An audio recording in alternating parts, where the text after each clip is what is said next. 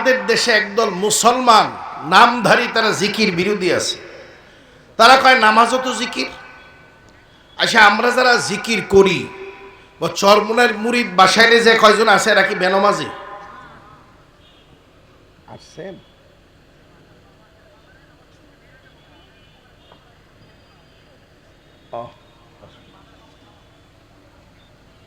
আচ্ছা আচ্ছা আচ্ছা, ঠিক আছে। উনি মাদ্রাসায় যাবে না, সরাসরি স্টেজে আসবে, বাসার বাজারে আছে। আলহামদুলিল্লাহ ভাই, যারা দাঁড়ানো আসি বসে যাই, অনেকেই জিকির বিরোধী আছে। ইদানিং দেখতেছি জিকির বিরোধী হওয়ার সবচেয়ে বড় কারণ হলো চরমুনার পীর সাহেবের দল বা তার মুরিদ মুহিব্বিনের সংখ্যাটা সারা দেশে একটু বেশি। ওনারা জিকির করে তো এই জন্য একদল লোক জিকিরের বিরুদ্ধে লাগছে, কাই জোরে জিকির জায়েজ নাই, আস্তে জিকির জায়েজ নাই, একসাথে বইয়ে জিকির জায়েজ নাই, মসজিদ ঘরে আল্লাহর ঘর মসজিদে জিকির জায়েজ নাই। তা আমার প্রশ্ন হলো, মসজিদ হলো আল্লাহর ঘর, জিকিরও আল্লাহ, আল্লাহর ঘরে যদি আল্লাহর জিকির করা জায়েজ না হয় তাহলে জিকিরটা করবো কই? বুঝেন নাই বিষয়টা? মসজিদ ঘর কার? যে জিকির করবে সে বন্দা কার? সুবহানাল্লাহ এই পবিত্র নামটা কার? আলহামদুলিল্লাহ এই প্রশংসাটা কার? আল্লাহু আকবার এই বরত্বটা কার? লা ইলাহা ইল্লাল্লাহ এই কালেমাটা কার? তো মসজিদেই জিকির পারবে না এই কথা পাইছেন কই আপনি? আসলে জিকির একসাথে করা যাবে না, জোরে করা যাবে না, এগুলা কথা না। কিছু মানুষ আগে জিকির আজকার করতো না, আকাম কুকামে লিপ্ত থাকবে, এখন ভালোই একটু জিকির আজকার ধরছে, উনি তো শয়তানের খালাতো ভাই, ওনার গায়ে তো আগুন ধরে গেছে। এখন নানান ধরনের ফতুয়া দিয়া জিকিরকারীকে জিকির থেকে বিরত রাখার জন্য এই মাঝে মাঝে বিভিন্ন এই ফতুয়া ছাড়ে, কথা দেখি না? অথচ যেই ব্যক্তি জিকির করতেছে এই ব্যক্তি আগে সেমরি না চাইতো, যেই ব্যক্তি আজকে জিকির করে এই ব্যক্তি আগে মাল কাছার দিত, যেই ব্যক্তি আজকে জিকির করতেছে এই ব্যক্তি আগে গাজার কলকি নিয়ে পড়ে থাকতো। ওই দিন কেউ না জায়েজ ফতুয়া দেয় নাই, আজকে জিকির করে আজকে কয় না জায়েজ, আজকে কয় জায়েজ নাই। বুঝাইতে পারছি বিষয়টা ভাই? জিকিরের মধ্য দিয়ে কলব সুস্থ হয়, এটা আমার কথা না, চরমুনার পীর সাহেবের কথা না, এখানে অনেক হযরত উলামা ইকরাম আছেন তাদের কথা না। আল্লাহর নবী বলছেন, লিকুল্লি শাইইন সিকালাতুন ওয়া সিকালাতুল কুলুবি যিকরুল্লাহ। ভাই, প্রত্যেক জিনিস পরিষ্কার করা অস্ত্র আছে, ঔষধ আছে। কলব পরিষ্কার করার অস্ত্র বা ঔষধের নাম আল্লাহর জিকির। যখন আপনি জিকিরের বিরোধিতা করবেন, আপনার এই বিরোধিতা কি আমার সাথে হয় না আল্লাহর সাথে হয়? কথা হয় না? যে বিরোধিতা কি হুজুরের সাথে হয় না আল্লাহর সাথে হয়? আর আল্লাহর সাথে সব কাজের বিরোধিতা তো করে শয়তান। আপনি কি শয়তানের খালাতো ভাই, শয়তানের অনুসারী, শয়তানের মুরিদ? আপনি বিরোধিতা ভাই আপনার ভালো না লাগে আপনি করেন না। আর যদি আপনার কাছে বেশি খারাপ লাগে একটু জোর করে কয়েকদিন জিকির করে দেখেন না। জিকির যত বেশি করবেন নামাজে তত মজা বাড়বে। জিকির আপনার দ্বারা যত বেশি হবে রোজার মধ্যে দেখবেন স্বাদ তত বেশি বাড়বে। ভাই, শরীর যত বেশি সুস্থ হয়, শরীর সুস্থ হলে খাবারের মজা স্বাদ ঠিকঠাক মতো পাওয়া যায়। শরীর অসুস্থ, শরীর কি অসুস্থ, 160 ডিগ্রি জ্বর, 1200 টাকা কেজির ঘি দিয়া পোলাও রান্না করে সামনে দিলে কালা গরুর গোশতের কালা ভুনা দিয়ে এক লোকমা মুখে দিয়ে মুখটারে বিটকাল বানাইয়া প্লেটটারে এমন জোরে ধাক্কা দেয় মনে যায় সে পচা খাবার দুনিয়াতে নাই। আসলে খাবার পচা না, আর জিব্বা পচা। কথা কয় না? খাবার পচা না, জিব্বা পচা। ভাই, খাবার তো দামি ভিআইপি খাবার, ও খাইতে না পারার কারণ হলো আর জিব্বা অসুস্থ, জিব্বা পচা, খাবার দামি, খাবার ভিআইপি।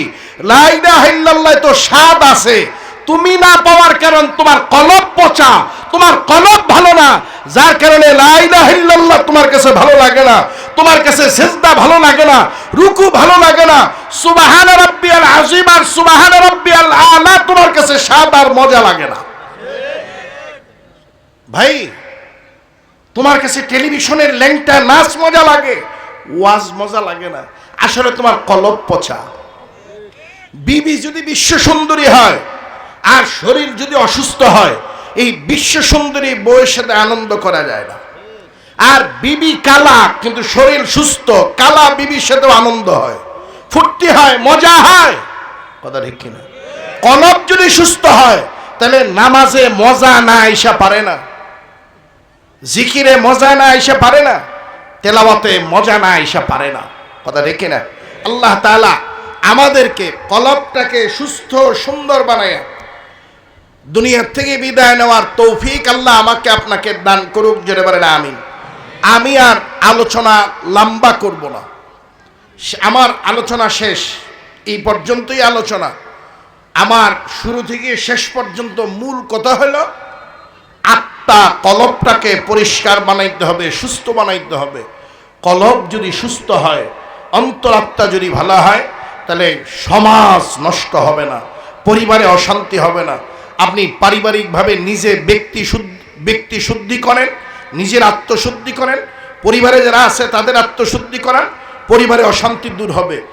এইভাবে সমাজের যারা আছে তাদের আত্মশুদ্ধি করেন, দেখবেন সমাজ শুদ্ধ হয়ে যাবে। এরপরে আপনি আপনার ওয়ার্ড, ইউনিয়ন, থানা, উপজেলা, আস্তে আস্তে ক্রমান্বয়ে আপনি মেহনত শুরু করেন, দেখবেন গোটা দেশ সোনার দেশে পরিণত হয়েছে। দরজা খুলে ঘুমাসবেন, কেউ আপনার ঘরের দিকে তাকাইয়া দেখবে না। দোকানের ঝাপ খুলে মসজিদে যাবেন, কেউ আপনার মালে হাত দিবে না। আপনার যুবতী মেয়ে কলেজে যাবে, শীষ দেওয়া তো দূরের কথা, কোনো যুবক তার দিকে তাকাইয়াও দেখবে না। যুবক নিজের থেকেই চোখ ফিরে রাখবে, ওই দিকে তাকাইলে গুনাহ হবে, ওই দিকে তাকাইলে আল্লাহ বেজার হবে, কথা ঠিক কিনা? আর এই সমাজ তৈরি করার জন্য হক্কানি আলেমদের শরণাপন্ন হতে হবে, কথা ঠিক কিনা? ভাই 53 বছর তো দেখলাম আমরা, বহুত নেতার আদর্শ দেখলাম, কতদিন খালি গান শুনলাম এরশাদের আদর্শ ভালো, এরপরে শুনলাম জিয়ার আদর্শ ভালো, এরপরে শুনলাম শেখ মুজিবের আদর্শ ভালো। কিন্তু মুসলমান হিসাবে কি আল্লাহর নবীর আদর্শের থেকে কোনো ভালো আদর্শ আছে? কথা কয় না। কিন্তু একজন নেতা আল্লাহর নবীর আদর্শের কথা বলে না, কারণ আল্লাহর নবীর আদর্শ যদি সমাজ গড়েন, তাহলে চুরি বন্ধ হয়ে যাবে, ডাকাতি বন্ধ হয়ে যাবে, খুন বন্ধ হয়ে যাবে, ধর্ষণ বন্ধ হয়ে যাবে, লম্পটি বলা বন্ধ হয়ে যাবে, কথা ঠিক কিনা? আমরা 24-এর গণ অভ্যুত্থানের পরে সিদ্ধান্ত নিছি, আমরা আর কোন দুনিয়াবি কোন রাজনৈতিক দলের নেতার আদর্শের পিছনে কোন মুসলমান ঘুরতে পারে না। আগামী দিনে এই 54,000 বর্গমাইলের বাংলাদেশ নবীর আদর্শ দিয়ে সাজাতে চাই। আপনারা কি আমার সাথে একমত? নবীর আদর্শের পক্ষে কারা কারা আছেন একটু হাত জায়গায় দেখাবেন সবাই। আলহামদুলিল্লাহ, আলহামদুলিল্লাহ,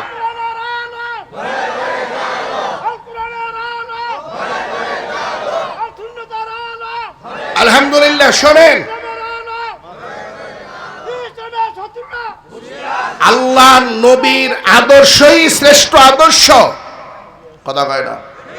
আল্লাহ নবীর আদর্শ থেকে কোটি কোটি জিয়া মুজিব এরশাদ একত্রিত করলে আল্লাহর নবীর পায়ের তলে যে ধুলা পড়ছে, এই ধুলার দাম হবে? ওনাদের কথা বাদ দেন, আলেম ওলামা আমরা যারা আছি, আমাদের সারা দুনিয়ার দিয়ে একত্রিত করলে নবীর জুতার তলায় যে ধুলা পড়ছে, এই ধুলার দাম আছে আমাদের? নবী তো আসছিলেনই পৃথিবীর মানুষকে আদর্শ আর চরিত্র শিক্ষা দেওয়ার জন্য, কথা ঠিক কিনা? জাহিলিয়াত দূর করার জন্য, অন্ধকার দূর করার জন্য।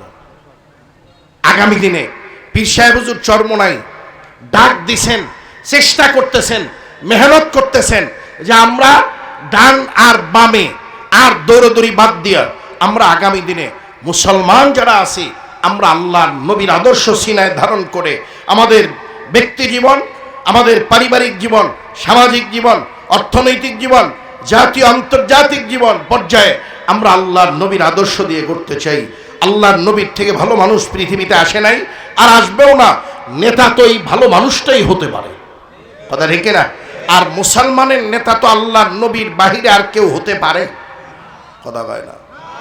কি আল্লাহর নবীর, হ্যাঁ বলতেছি, আলহামদুলিল্লাহ হুজুর চলে আসছে। আর কথা বাড়াবো না। আজকে যে মাহফিলের আয়োজন করছে কুয়াকাটা হুজুর আসছে, আপনারা খুশি না বেজার? আওয়াজটা ভালো হইল না। হ্যাঁ, আপনারা খুশি না বেজার?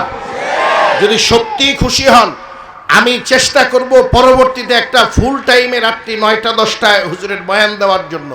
আজকে ওদেরও আবেগ, এই আবেগ পুরা করার জন্য মাহফিলটা দেওয়া হয়েছে। আপনারাও পেয়েছেন, আলহামদুলিল্লাহ, আপনারা খুশি, এটাও জানাইছেন।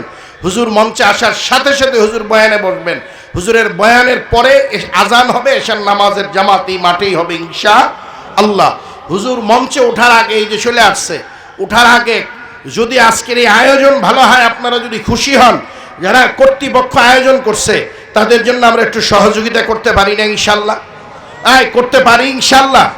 আমি সহযোগিতা বেশি চাবো না।